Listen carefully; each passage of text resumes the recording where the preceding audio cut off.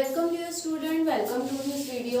Now जैसे कि आपको पता है कि हम मॉलिक्यूलर बेसिस ऑफ इनहेरिटेंस पढ़ रहे हैं। मॉलिक्यूलर बेसिस ऑफ इनहेरिटेंस में अब तक के हमने देखा जीनोम, जीनोमिक्स और अब जो है वो हमें देखना है DNA fingerprinting.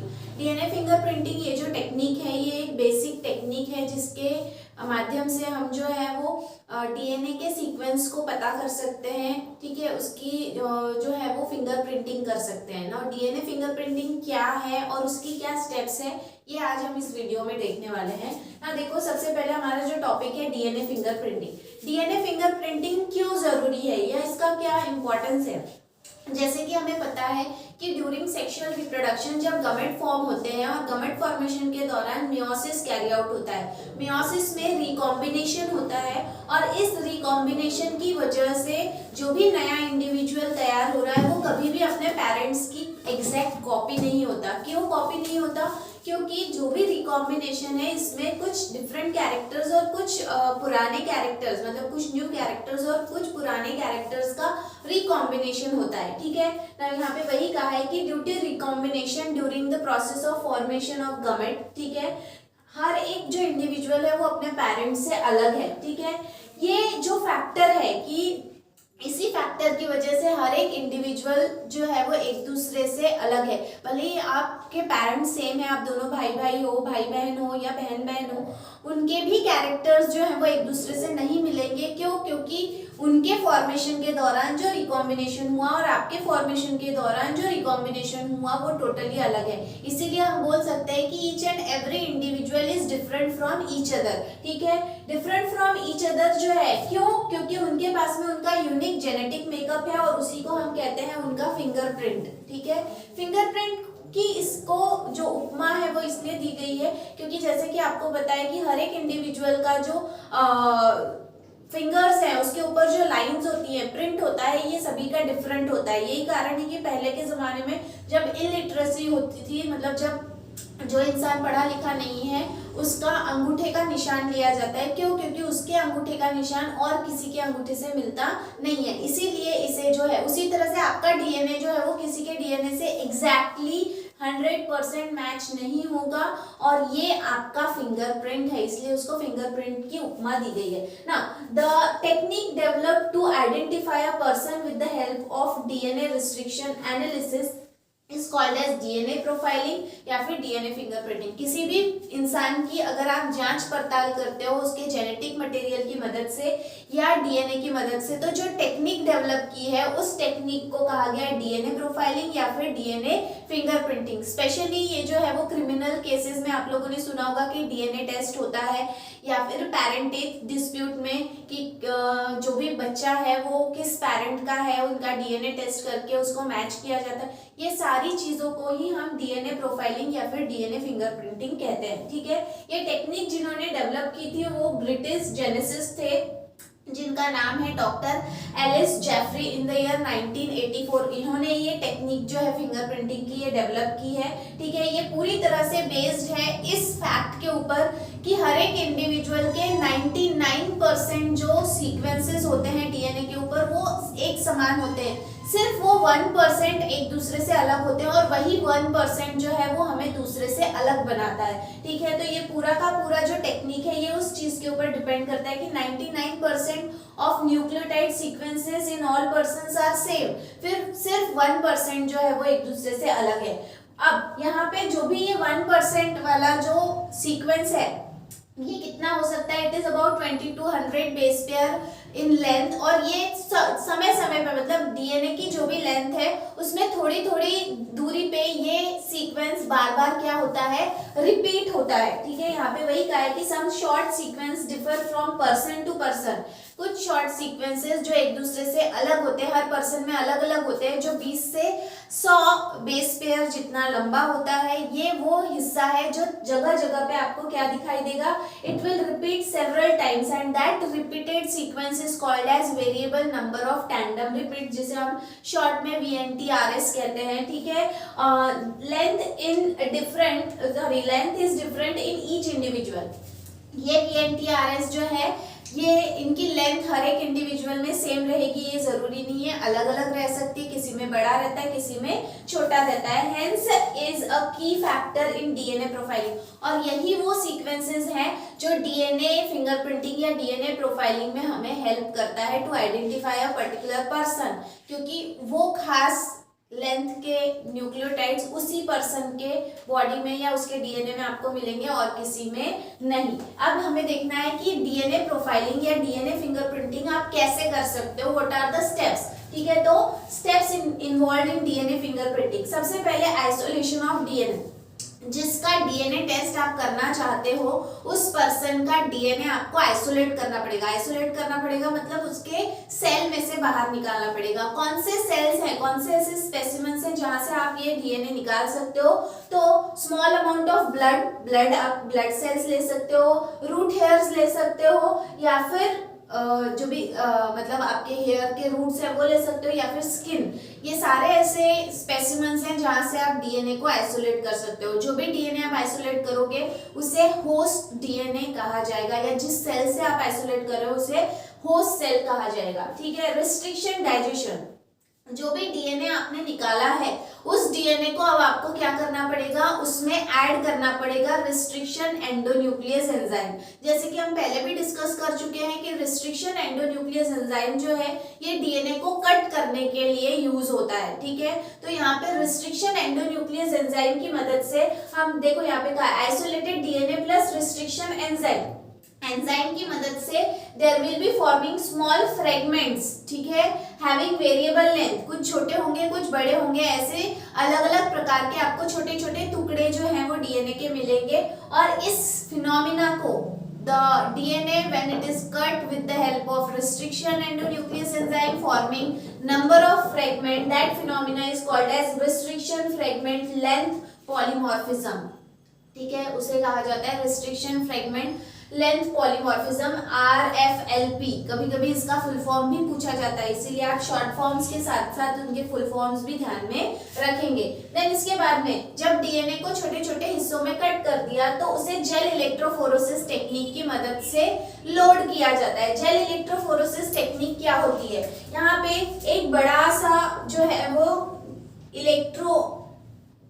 Gel electrophoresis tank होता है। ठीक है, इस टैंक में इलेक्ट्रोड मतलब जो करंट को कैरी कर सकता है, करंट को जो है वो कंडक्ट कर सकता है, ऐसा लिक्विड यहाँ पे भरा हुआ होता है। प्लस यहाँ पे एक अरेंजमेंट होती है जहाँ पे आप जेल प्लेट्स को लोड कर सकते हो ना। व्हाट इज जेल प्लेट, देखो यहाँ पे पहले स्टेप में क्या कहा है कि जो भी डीएनए है उसको आपको लोड करना है, कहाँ पे, अगारोस जेल में। अगारोस जेल मतलब जैसे सांचा होता है, ऐसे सांचे में आपको अगारोस जेल जो है वो पिघलाकर इस सांचे में भर देना है। सांचे में भरने के बाद में जैसे मोम होता है बिल्कुल उसी तरह ये गर्म करने के बाद में ये पिघल जाता है। आपको पिघला हुआ जो जेल है उसे सांचे में डालना है। ये प्लेट की तरह पतला सांचा होता है। अब जेल डालने के बाद में आपको इसके ऊपर में कोम फिक्स करना है। कोम फिक्स करना है मतलब क्या करना है, ऐसा जो कोम मतलब जैसे कंघी होती है उसके दांत होते हैं वैसा स्ट्रक्चर आपको यहाँ पे फिट कर देना है,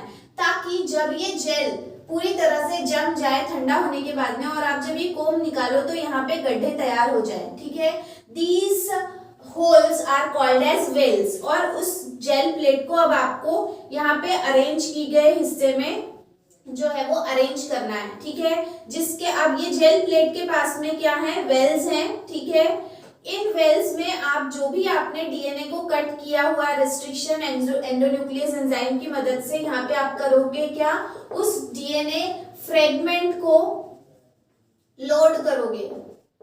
ठीक है, डीएनए फ्रेगमेंट को आप क्या करोगे, लोड करोगे। लोड करने के बाद में यहाँ पे नेगेटिव इलेक्ट्रोड है और यहाँ पे पॉजिटिव इलेक्ट्रोड है। ठीक है, इसके बाद में आप इलेक्ट्रिक करंट को, देखो यहाँ पे क्या कहा है, plus electric influence, electric current को रन करोगे।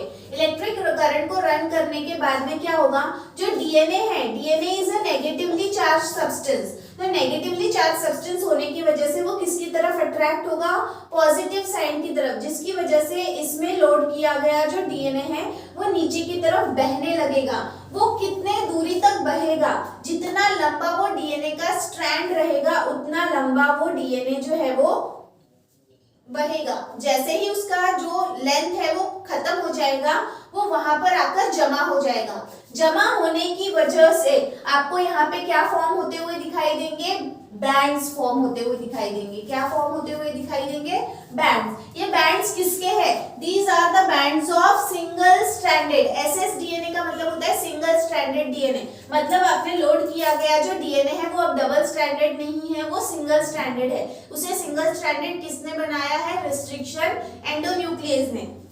ये सब होने के बाद में सडन ब्लॉटिंग। सडन ब्लॉटिंग मतलब अब आपको इस जेल प्लेट को निकालकर जो है वो क्या करना है, नायलॉन मेम्ब्रेन या फिर नाइट्रोसेल्युलोज फिल्टर पेपर में जो है वो रख देना है रात भर के लिए, ताकि इसमें जो भी एक्स्ट्रा सब्सटेंस रहेगा वो सब क्या कर लिया जाएगा, सोख लिया जाएगा, एब्जॉर्ब कर लिया जाएगा। उसके बाद में सिलेक्शन ऑफ प्रोब डीएनए। अब उसके बाद में आपको इस सॉल्यूशन में प्रोब डीएनए का मतलब समझ लो आर्टिफिशियल डीएनए, ठीक है। आर्टिफिशियल डीएनए मतलब जो आपने होस्ट डीएनए इस्तेमाल किया था ये वो डीएनए नहीं है, ये किसी और दूसरे ऑर्गेनिज्म से निकाला हुआ है, या फिर उसको आर्टिफिशियली cDNA टेक्निक मतलब कॉम्प्लीमेंट्री डीएनए टेक्निक की मदद से तैयार किया हुआ है। ये आर्टिफिशियल डीएनए जो है ये लेबल किया गया है with the help of radio active isotope. Radio active isotope का मतलब क्या है, मतलब ये जो भी आर्टिफिशियल डीएनए है ये जब इस पे लाइट पड़ेगा, यूवी लाइट पड़ेगा तो ये चमकेगा, ठीक है। ये आर्टिफिशियल डीएनए को आपको कौन से डीएनए में ऐड कर देना है, जो आपने पहले कट कर उसका मार्किंग वहां पे किया था, ठीक है। इसके बाद में क्या होगा, इसके बाद में जो भी मार्क किया गया, फॉर एग्जांपल अगर यहाँ पे जो भी सिंगल स्ट्रैंडेड डीएनए था वो ATGC था, ठीक है। ये कौन सा डीएनए है, ये वो डीएनए है जो आपने कहां से निकाला, होस्ट सेल से निकाला। अब जो प्रोब डीएनए है, प्रोब डीएनए मतलब जो क्या हो रहा है, शाइन कर रहा है, ठीक है। इसके पास में ये क्या होगा, ए के सामने TACG। अब दोनों जो है ये कॉम्प्लीमेंट्री, इसलिए ये यहाँ पे क्या फॉर्म करेंगे, बॉन्डिंग फॉर्म करेंगे। मतलब जो भी होस्ट डीएनए जो सिंगल स्ट्रैंडेड था वो प्रोब डीएनए की मदद से क्या बन गया, now it becomes what, double stranded. वो क्या बन गया, डबल स्ट्रैंडेड बन गया। अब ये जो भी डबल स्ट्रैंडेड डीएनए है, जब इसके ऊपर क्या पड़ेगा, यूवी लाइट पड़ेगा तो ये क्या करेगा, ग्लो करेगा, ठीक है। मतलब आपको पता चल जाएगा कि ये कौन सा सीक्वेंस है। इस सीक्वेंस को देखने के लिए, इस फ्रेगमेंट को देखने के लिए ग्लोइंग इफेक्ट जो है वो कौन दे रहा है, प्रोब डीएनए। तो जब प्रोब डीएनए जो है वो होस्ट डीएनए के साथ में कंबाइन हो जाता है तो उसे क्या कहा जाता है, with the help of complementary based sequences. और बचा हुआ जो है वो सब क्या हो जाता है, वॉश ऑफ, मतलब बचा हुआ जो भी मटेरियल रहेगा वो सब बह जाएगा, वॉश हो जाएगा। ये जो है that particular step is called as hybridization. मतलब प्रोब डीएनए का होस्ट डीएनए के साथ में कंबाइन होना is called as what, hybridization. ये सब होने के बाद में आपको एक्सरे फिल्म में इसकी क्या लेना है, फोटोग्राफ लेना है। और फोटोग्राफ लेने के बाद में जब आपके पास में 2 सैंपल फोटोग्राफ है, इनमें बैंड पैटर्न जो भी रहेगा आप उस बैंड पैटर्न को एक दूसरे से क्या करोगे, मैच करोगे। अगर वो मैच हो जाता है मतलब ये दोनों पर्सन जो जिनका अलग अलग डीएनए आपने लिया है, या तो ये एक ही पर्सन का डीएनए है अगर वो एग्जैक्ट मैच होता है तो, या फिर अगर 99% मैच हो रहा है, इसका मतलब क्या है कि ये दोनों पर्सन में कोई ना कोई रिलेशन है, ठीक है। तो इस तरह से the whole technique of DNA fingerprinting takes place which help you to identify the DNA of a particular person। उसका खास जो भी सीक्वेंस है वो आइडेंटिफाई करने के लिए हेल्प करता है। प्लस इसका एप्लीकेशन बहुत ज़्यादा मतलब बहुत ज़्यादा बड़े पैमाने पे इसका एप्लीकेशन है। जैसे मैं थोड़े एग्जांपल आपको बता चुकी हूँ कि फॉरेंसिक साइंस में क्रिमिनल्स को पकड़ने के लिए या फिर डीएनए टेस्टिंग के लिए भी इस टेक्निक का इस्तेमाल किया जाता है, ठीक है। तो इस तरह से these are the steps of DNA profiling. इसके बाद वाले वीडियो में हम बात करेंगे एप्लीकेशंस ऑफ डीएनए फिंगरप्रिंटिंग, ठीक है। तो ये आज की वीडियो में हमने देखा है क्या, डीएनए फिंगरप्रिंटिंग और उसके स्टेप्स। अगले वीडियो में will be talking about the applications of DNA fingerprinting. तो आज के लिए इतना ही। Till then thank you very much.